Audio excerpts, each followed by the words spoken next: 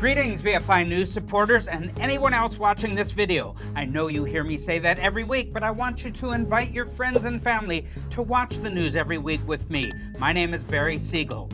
Well, it's been another amazing week here in Israel, and by that I mean it's been really difficult, but none of us would rather be anywhere else. The big story this week is the cabinet's decision in Israel to order the IDF to take full control of Gaza City and the surrounding central camps. This is the last area where Hamas is more or less in control, and there are currently over 800,000 Gazan civilians there who will have to be evacuated before the IDF can be moved in and Hamas can be crushed. But this is also the area where the remaining hostages are believed to be, and their families are among the most outspoken opponents of this plan, along with many other Western governments. But do you know who really likes the idea? Arab governments here in the Middle East. All that and much more is just ahead on this week's edition of VFI News from Israel.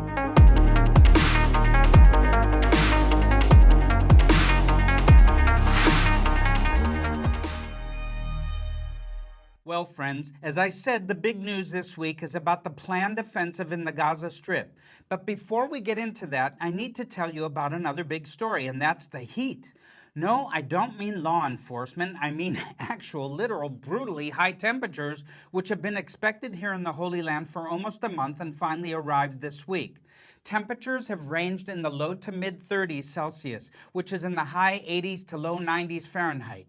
If you are wealthy enough to be able to waste an egg on such an experiment, you could crack open an egg on the sidewalk and watch it fry. Not fly, but fry. But then, of course, you'd have to stand out in the sun on the sidewalk for a few minutes, and that's just a miserable experience in this heat. The good news is that it does cool down to a crisp 25 Celsius or 77 Fahrenheit in the evening and nighttime. Also, most Israeli homes, schools, and offices are equipped with air conditioning systems.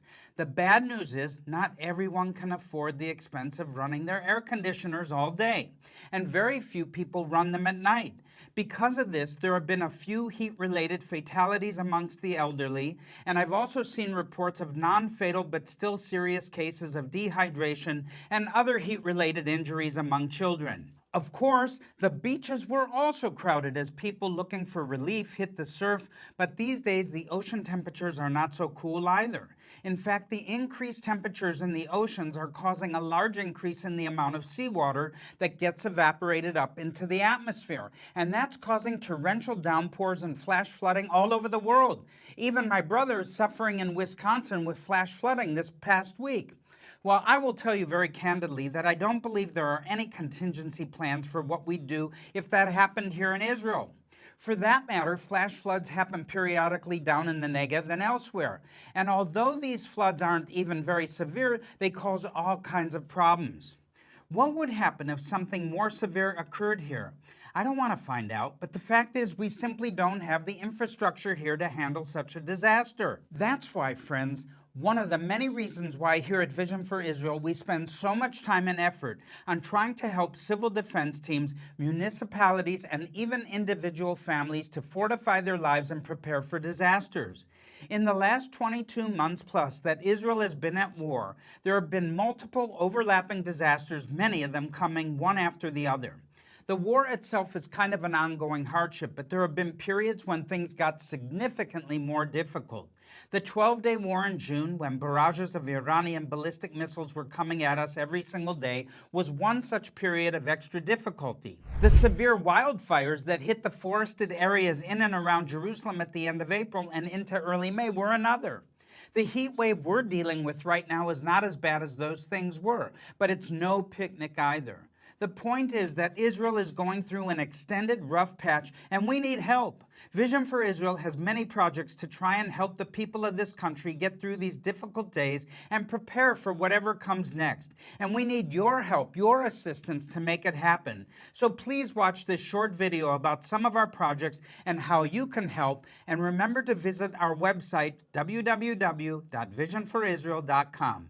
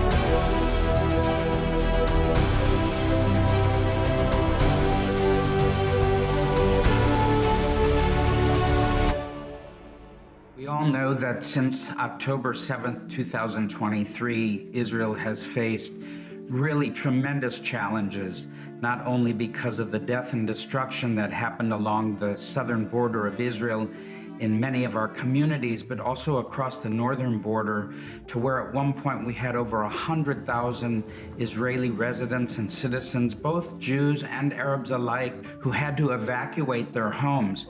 So it's been a very multi-layered challenge in order to meet the needs of the people of Israel. And that's where Vision for Israel has come to the forefront, networking together across the country with as many others as possible in order to meet the needs of people. And this is all from both security concerns to safety concerns to welfare concerns to even to the children who have lost their education and schooling.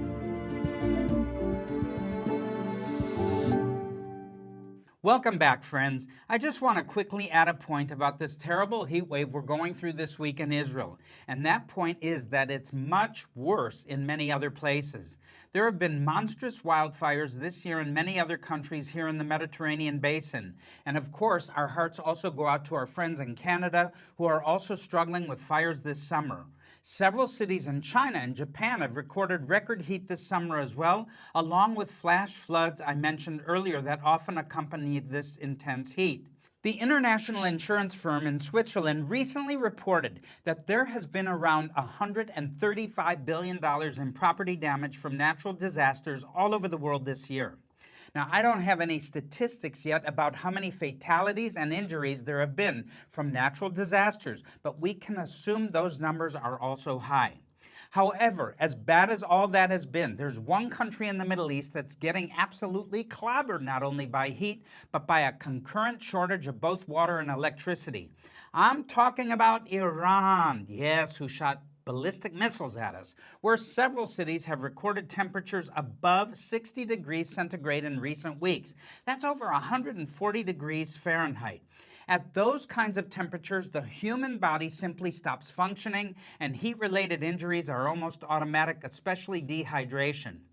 The economy in Iran, which has been in very bad shape for years, has almost come to a complete standstill amidst this unrelenting heat wave.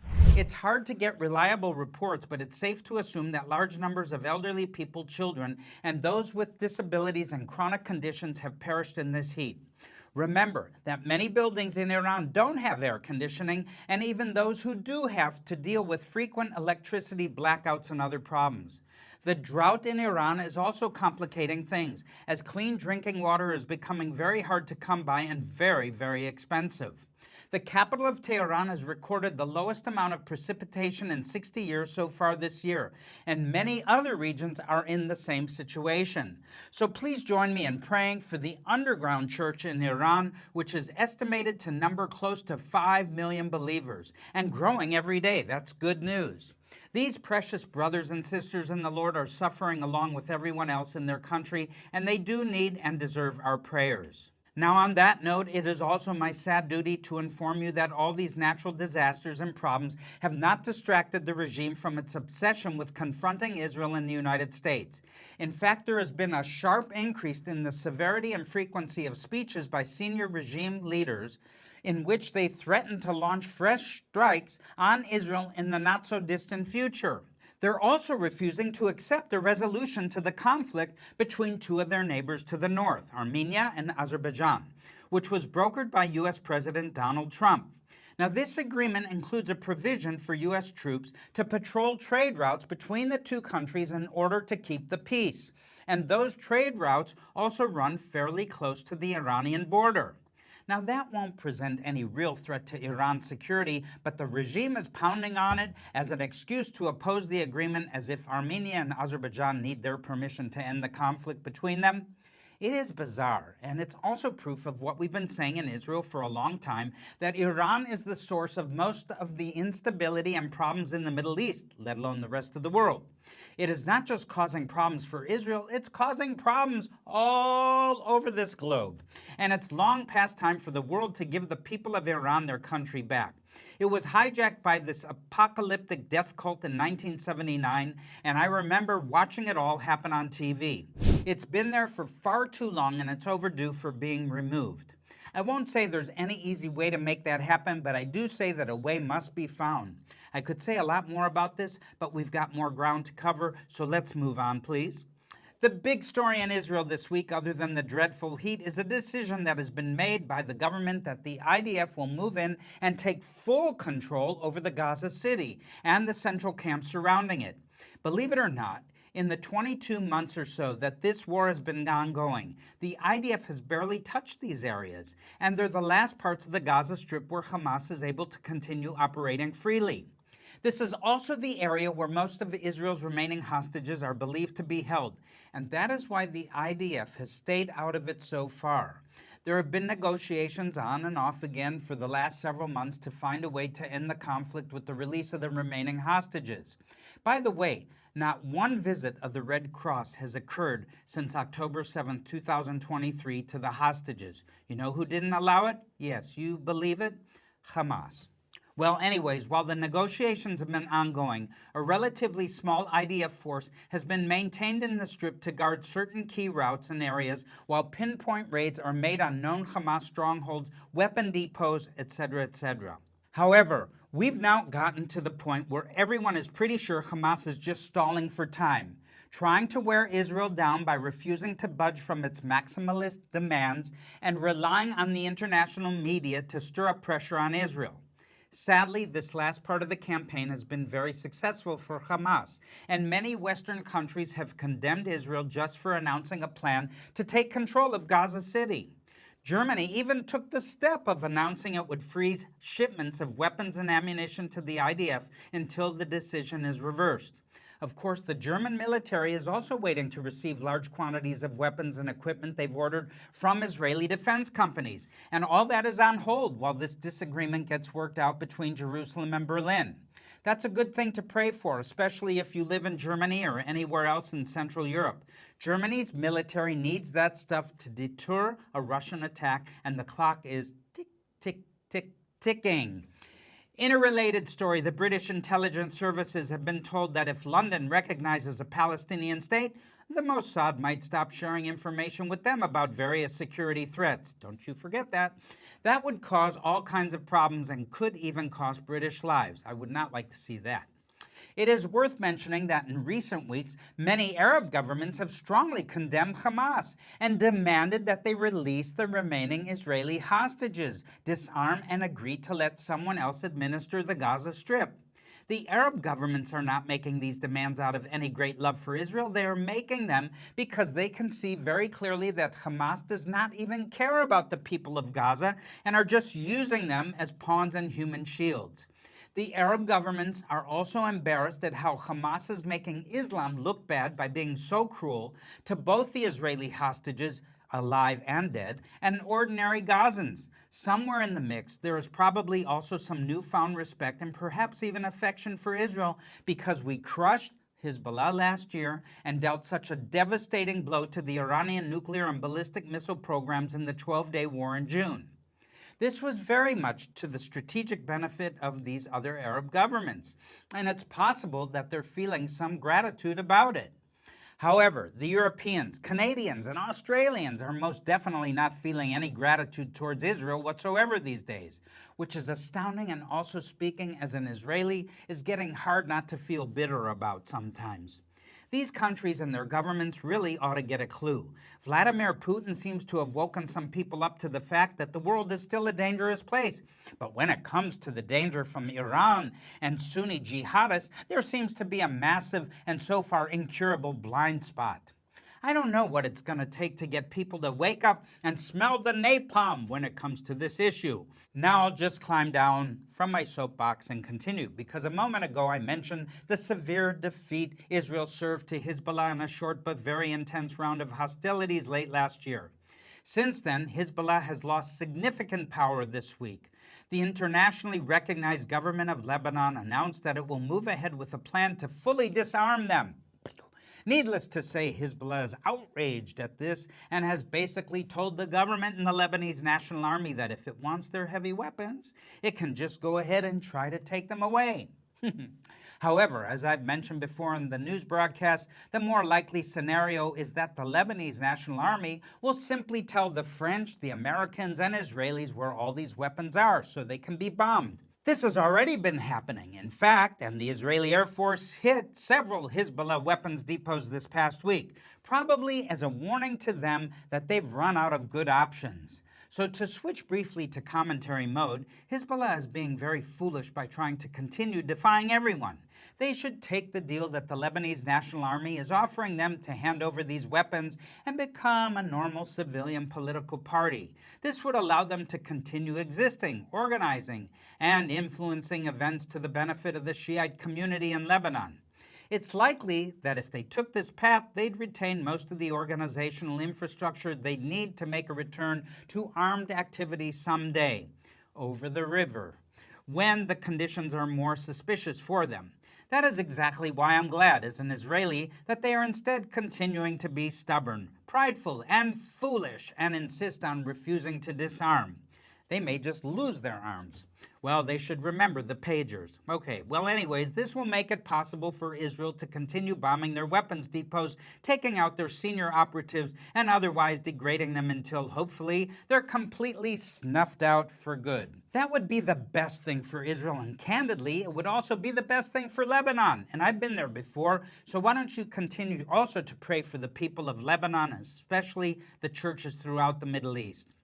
However, there's a chance, however small, that they'll decide to do something really foolish and reinitiate hostilities with Israel in the hopes that this will rally others to their cause, or maybe just allow them to go out in a blaze of glory. If that happens, it could be very dangerous for Israelis, at least in the short run.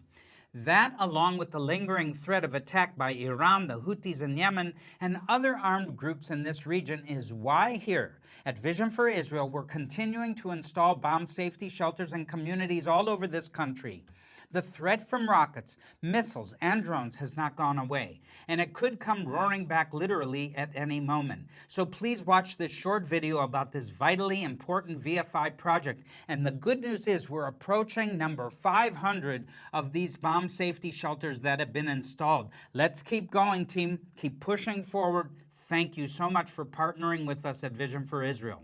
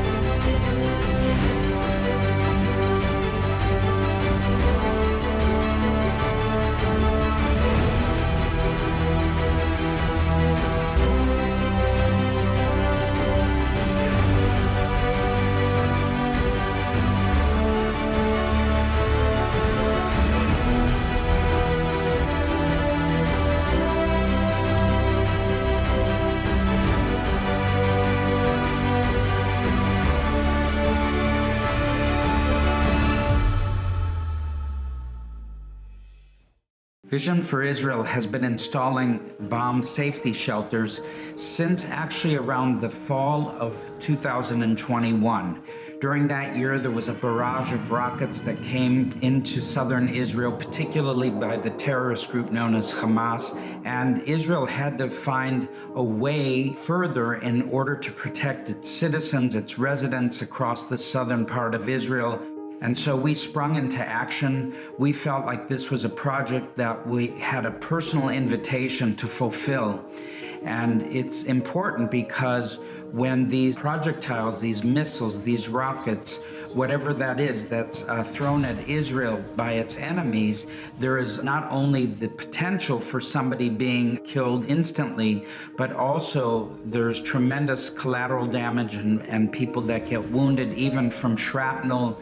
And so if you place a safety shelter at a bus stop, or in front of a high school or community center or a kindergarten or any kind of facility that's publicly accessible, the people can run into these shelters.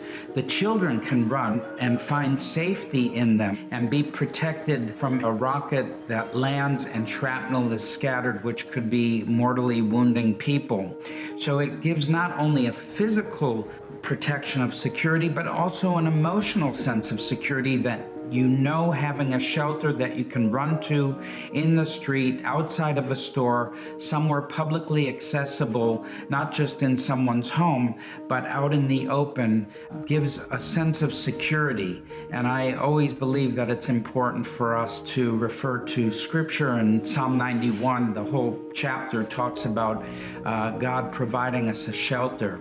And we have seen amazing deliverances from enemy rockets as a result. And now we've installed over 400 shelters across the southern and northern borders of Israel. And they weigh 30,000 kilos each, or that's 30 tons. And it's a lot of weight on rebar and concrete that's been specially mixed, and also with a special metal ramp that allows physically impaired people to be able to come up in a walker or a wheelchair on a moment's notice. In many of these areas, residents don't have any longer than between 5 seconds to maximum 45 seconds to get into a shelter to be protected. Welcome back, and now we're moving on to some of the developments in Israel's domestic scene. Large street demonstrations have been held in Israel all week, both for and against this plan to take Gaza City. Those who are against the plan believe that the risk to the hostages is too great, and there is also a lot of unhappiness about the fact that this plan will include a large call-up of reserves. The IDF estimates that at least 5 divisions, totaling almost 250,000 soldiers, will be required to complete this mission, and it could take as long as 6 months. Many Israeli families are just barely holding on as it is, with divorce rates skyrocketing along with substance abuse, household debt, domestic violence, suicides, the closing of small businesses, etc. Everyone is just having a really tough time right now. And on top of everything else, there's the possibility of another call-up of reserves for several months. The IDF and the people of Israel have given a whole lot in the last 22 months, and many people just want this all to be over and done with, especially the children and grandchildren, even if it means giving Hamas most of what they want in order to secure the release of the hostages. But that, unfortunately, would be a mistake. Meanwhile, there is a parallel development that is prompting more street demonstrations, and that's the seemingly endless debate over the conscription of ultra-Orthodox young men into the IDF. The ultra-Orthodox rabbis are not just refusing to agree to any compromise on this issue, and many compromises have been offered. They are now openly declaring their intention to literally go to war with the government. This has already resulted in some violent clashes with police in the streets of Jerusalem, and more is likely to follow in the days to come. This will obviously do nothing good for all the problems I mentioned earlier regarding the increasing cost of living in Israel, the rising rates of divorce, substance abuse, etc. Friends, although things seem relatively calm on the surface here in Israel, the fact is that we're in a tough spot, which in some ways is tougher than anything else we've been facing since the Independence War in 1948. So please be in urgent prayer for these issues. Share this video with other people you know who love to pray for Israel. Subscribe to this channel if you haven't already done so. And if you can do more, please visit our website, visionforisrael.com, and click on the Projects tab. The need is great, and time is of the essence because every day more Israeli families are underwater. Now we're coming near to the end of the broadcast, so let's just quickly run through some of the other big stories making headlines in Israel this week. For starters, on Monday morning, Australia joined the list of Western governments saying they will recognize a Palestinian state at the UN General Assembly meeting next month. France, the UK, Canada, Portugal, Malta, and possibly 1 or 2 others have all announced their intention to do so. Almost all of them have, however, attached some conditions to this recognition that include Hamas not being part of the government of such a state, reforms in the Palestinian Authority, etc.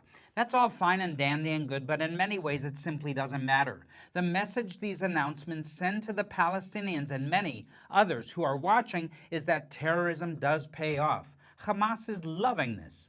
As that great Jewish American philosopher and poet Bob Dylan said, a hard rain's gonna fall from these bad decisions. I'm not worried about Israel's future because I believe in the God who promised to take care of this country. But I am very worried for all these countries who are lining up against us, whether diplomatically, economically, or otherwise. So if you live in one of these countries, or even if you don't, pray for your leaders to make better decisions. Speaking now of people who need to start making better decisions, Swedish climate activist turned Israel hater Greta Thunberg, who knows what berg, also announced this week that she plans to lead another attempt to run the sea blockade of the Gaza Strip.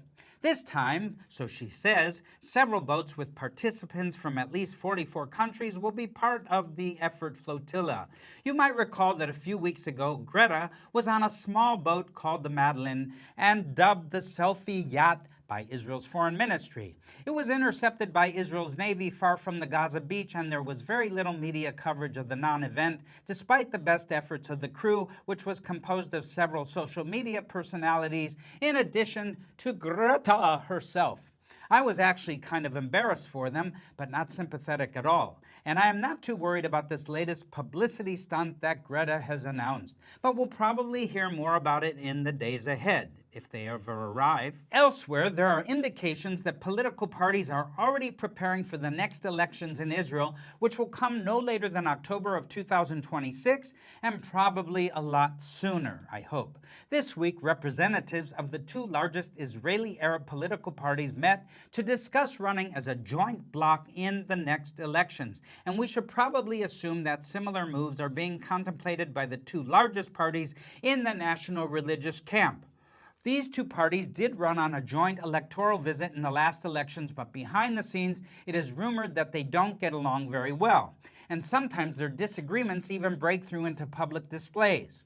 Throwing toilet paper at each other, I don't know. Other parties, both within the current minority coalition government as well as the opposition, are also holding lots of meetings this week amidst a torrent of scandals, legal challenges to decisions that have to be made in the Knesset, etc. All of this tumult is difficult to watch, and on a personal level, it makes me sad. I feel sometimes like a child of two parents who I both love, but all they ever do is fight and scream abuse at each other. However, friends, we're at the end of the broadcast for this week, and I want to continue the tradition of ending with some good news, so here it is. This week, Israel's natural gas field announced a $35 billion export deal with Egypt. This will create many jobs in both countries and serve as a strategic tether that will likely lead to greater cooperation on many other issues for years to come. Well, I hope they'll send a tithe our way at Vision for Israel. And with that, I'm Barry Segal, and this has been another wonderful edition of VFI News from Israel. Pray for the peace of Jerusalem. They shall prosper that love thee. Shalom.